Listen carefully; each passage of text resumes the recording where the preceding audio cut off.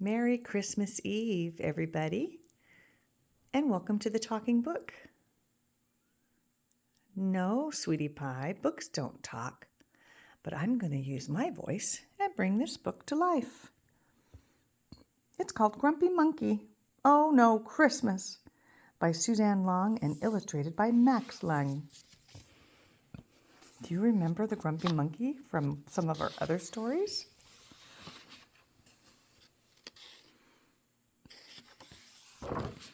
Grumpy Monkey. Oh no, Christmas! It was a grisly December day, just as it had been all week.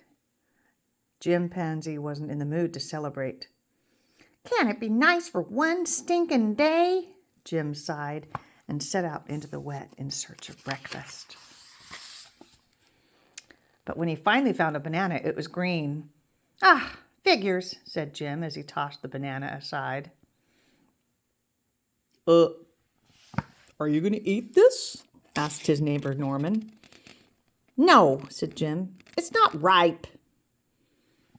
"Well, it'll ripen in your stomach," said Norman. "You didn't even peel it," Jim said. "Well, the peel's where all the vitamins are," said Norman. "I don't think that's true," said Water Buffalo from beneath the tree. "Well, who cares if it's true?" said Oxpecker. "It's almost Christmas, and everybody knows green bananas are much more Christmassy than yellow ones.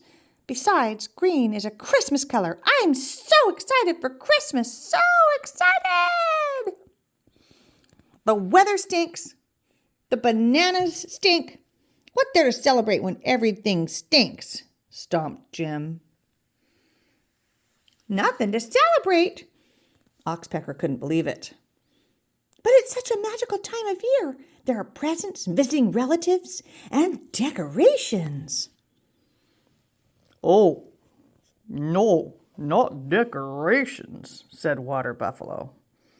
"Of course decorations," chirped Oxpecker as she wrapped some berries around Water Buffalo's horns. "Decorations help spread Christmas cheer. See, Jim, don't you feel like celebrating now?" "No," said Jim as he stomped away. Jim was so busy stomping he didn't notice Marabou. "Why are you stomping around, Jim?" asked Marabou. "You should celebrate. It's such a magical time of year." "Celebrate? Me? I don't feel like celebrating." "Well, maybe a song will help. Fa la la la la." "Ugh," said Jim. He held his ears and stomped on. Right into a puddle of mud.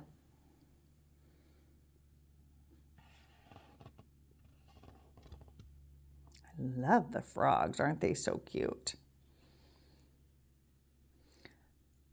"Hooray, Jim, you're just in time to enjoy some of our holiday treats," croaked the frogs. What are their treats? Can you see what those... Oh, they're bugs. Ew. Would you want to eat bugs? Not me. "Nothing makes you want to celebrate like a little fly pot pie, am I right?" said Bullfrog. "Celebrate me? Ew. I don't feel like celebrating," said Jim. Everyone wanted Jim to enjoy this magical time of year. "You should wrap presents "And put them under a tree." Hey, you should make a card for your mom." "Don't forget your dad." "You should take a long winter's nap." "You should light 7 candles." Or 9. "You should sit quietly and reflect." "You should do something nice for somebody else." "You should eat sugar plums." But Jim didn't feel like doing any of that. "Why aren't you celebrating, Jim?" asked the others. "It's such a magical time of year." The bananas aren't ripe. I'm soaked and covered in mud. This fly is driving me crazy. And you're all giving me a headache. How can I celebrate when everything stinks? Oh.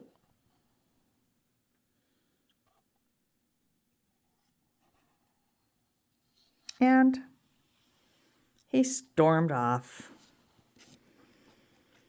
I think his friends look a little disappointed, don't you? If you were trying to help your friend feel better and they weren't listening, would you feel disappointed? Sometimes our friends just need time to work things out. Jim tried to ignore all the holiday celebrations. Look, that little fly is still bothering him. But he couldn't ignore the rumbling in his tummy. Oh, maybe Norman's right. Maybe the banana will ripen in my stomach. He peeled a green banana and ate it. Ow, ow, ow! Norman wasn't right.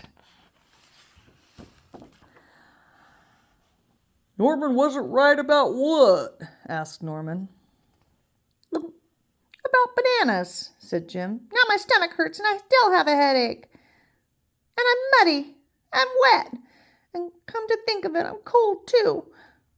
Not to mention this fly won't leave me alone. How can anyone celebrate when everything stinks? Well, sounds like you could use some tea, said Norman. Tea, said Jim. I don't like tea. Well, have you ever tried it? Asked Norman. No, said Jim. Well, maybe give it a try. Jim took a sip of the tea. It warmed him all the way to his tummy. It started to make his tummy feel better.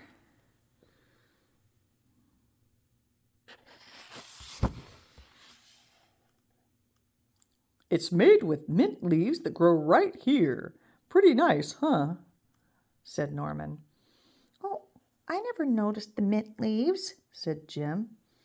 Well, they do a good job in blending in, said Norman. Can I get that for you? Said Chameleon. Look at the chameleon. He's blending in, isn't he? Oh, thanks, said Jim. I guess there are a lot of nice things I haven't noticed before. He's eating that fly, isn't he? Well, it can be hard to notice things when you've got a lot of complaints, said Norman.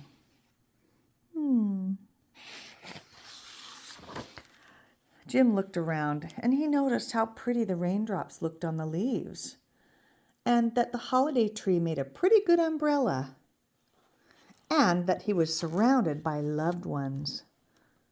Ah, well, taking time to notice the good things can make your problems seem smaller, said Jim. Norman agreed.